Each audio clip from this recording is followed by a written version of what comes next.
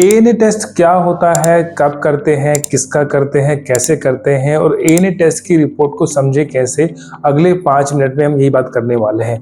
नमस्कार दोस्तों, मैं हूं doctor Devendra Bairwa. I am a consultant dermatologist और मैं ऑटोइम्यून डिजीजेज और इन्फ्लेमेटरी आर्थराइटिस के पेशेंट्स को ठीक करता होता हूं।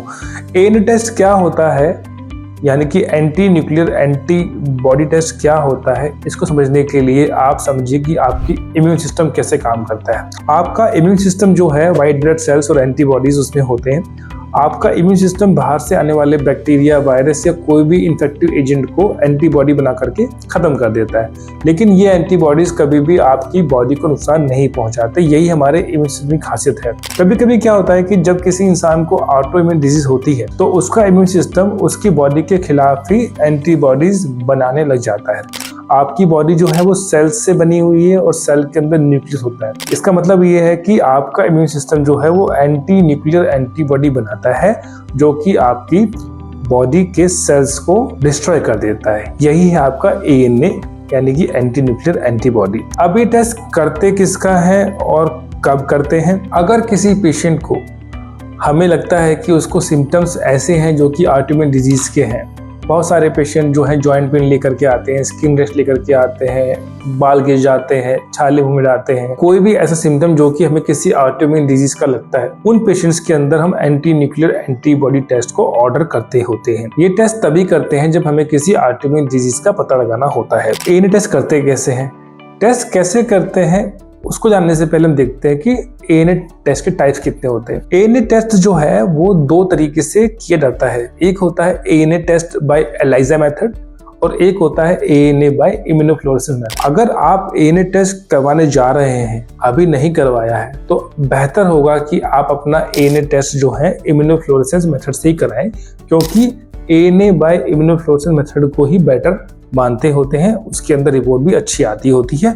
मैं आपको आगे बताऊंगा क्यों। तो टेस्ट करते कैसे हैं? मान लीजिए कोई पेशेंट डॉक्टर के पास आया, मेरे पास कोई पेशेंट आता है जिसको देख के लगता है कि इसे कोई ऑटोइम्यून बीमारी हो सकती है, तो हम एएनए टेस्ट बाय इम्यूनोफ्लोरेसेंस लिखकर देते हैं पेशेंट को। पेशेंट लैब जाता है, वहां पर पेशेंट का 2 से 3 ml प्लेन, यानी कि येलो टॉप या फिर रेड टॉप बॉटल के अंदर वायल के अंदर जो है ब्लड लिया जाता है। उस ब्लड से सीरम अलग किया जाता है, उस सीरम से टेस्ट किया जाता है। अगर एलाइजा टेस्ट किया जाता है तो उस सीरम से एलाइजा प्लेट के थ्रू टेस्ट करते हैं, और अगर टेस्ट जो है इम्यूनोफ्लोरेसेंस से किया जाता है तो जो सीरम है उसको जो है एएनए स्लाइड्स आती हैं उस पर अप्लाई किया जाता है। उसके बाद उसे माइक्रोस्कोप में देखा जाता है। एएनए की जो रिपोर्ट है उसको पढ़ना कैसे है?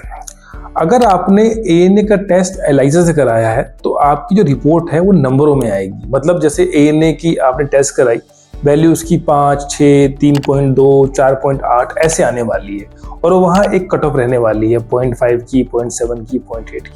तो आपको ये देखना है कि जो आपका एएनए की रिपोर्ट है उसकी वैल्यू रेफरेंस रेट से ज़्यादा आई कि नहीं। अगर किसी का एएनए एलाइजा मेथड से वैल्यू जो है रेफरेंस से ज़्यादा आती है तो इसको हम पॉजिटिव एएनए मानते हैं। हालांकि इससे हमको पता ये नहीं लगता कि वो एएनए सिग्निफिकेंट है कि नहीं। अब बात करते हैं एएनए बाय इम्यूनोफ्लोरेसेंस मेथड की। अगर आपने कभी एएनए की रिपोर्ट देखी हो तो एएनए बाय आईएफए जो करते हैं उसकी रिपोर्ट के अंदर 3-4 चीज लिखी होती है। सबसे पहले आप देखेंगे कि रिपोर्ट नेगेटिव या पॉजिटिव लिखी होगी। उसके बाद लिखा होगा एक पैटर्न मतलब कि जो एएनए आपका पॉजिटिव आया उसमें पैटर्न क्या दिखाया स्लाइड के अंदर। वो होमोजीनियस हो सकता है, speckle, core speckle, fine speckle, nucleolar, cytoplasmic, बहुत तरह के पैटर्न होते हैं। इसके साथ साथ आप देखेंगे कि रिपोर्ट के अंदर 1+2+3+4+ लिखा हुआ है। वो जो 1+2+3+4+ है वो ये दिखाता है कि आपका जो टेस्ट है वो कितना चमकदार था, उसकी इंटेंसिटी कितनी तेज आई थी।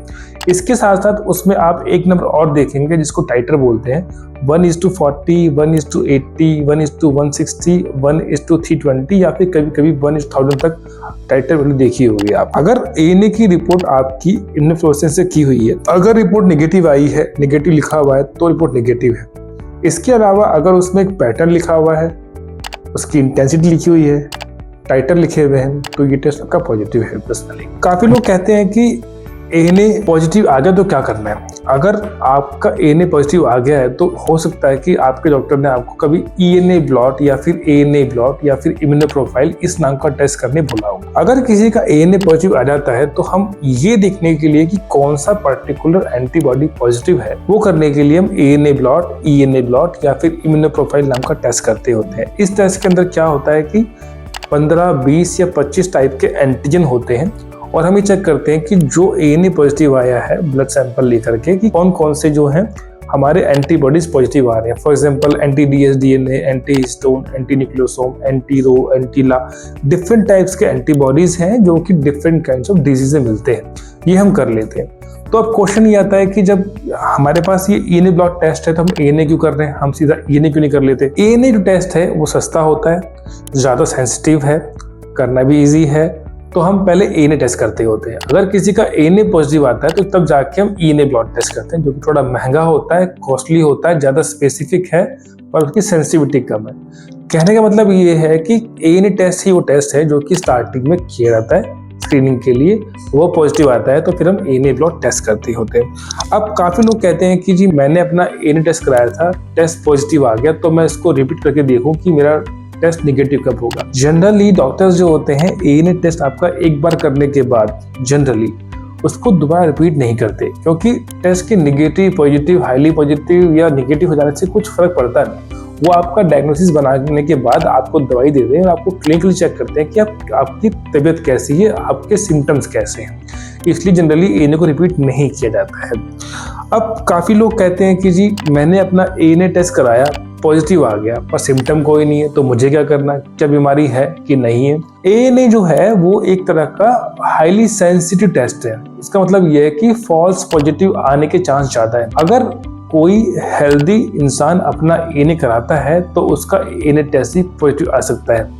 1:40 टाइटर पे ANA जो है हेल्दी लोगों के अंदर 20 to 30% केसेस के अंदर पॉजिटिव आ सकता है।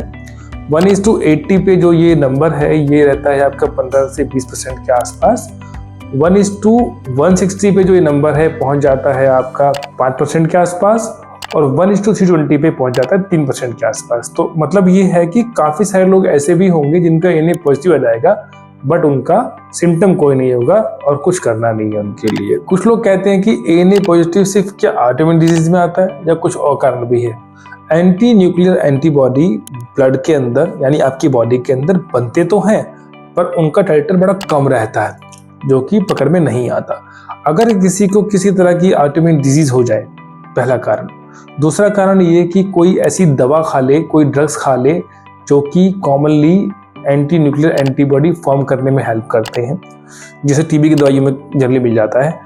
और थर्ड नंबर पे इन्फेक्शन। बहुत सारे वायरल इन्फेक्शन ऐसे होते हैं जो कि एंटी न्यूक्लियर एंटीबॉडी बनाते हैं बॉडी में आपके। तो इसका मतलब ये है कि अगर किसी का ANA पॉजिटिव आ गया तो इसका मतलब ये ज़रूरी नहीं कि उसके अंदर ऑटोइम्यून डिजीज़ है। हो सकता है कोई दवाई उसने खाई हो जिससे ANA पॉजिटिव आ गया, हो सकता है कोई इन्फेक्शन रिसेंटली हुआ हो या अभी आजकल हो जिससे कि उसके ANA पॉजिटिव आ रहे हैं। इसीलिए कभी भी हम जो हैं ANA की रिपोर्ट पे पेशेंट को डिजीज़ का नाम नहीं देते। हम ANA की रिपोर्ट देखते हैं, पेशेंट के सिम्टम्स देखते हैं, फिर पर्टिकुलर डिजीज़ का डायग्नोसिस बनता है।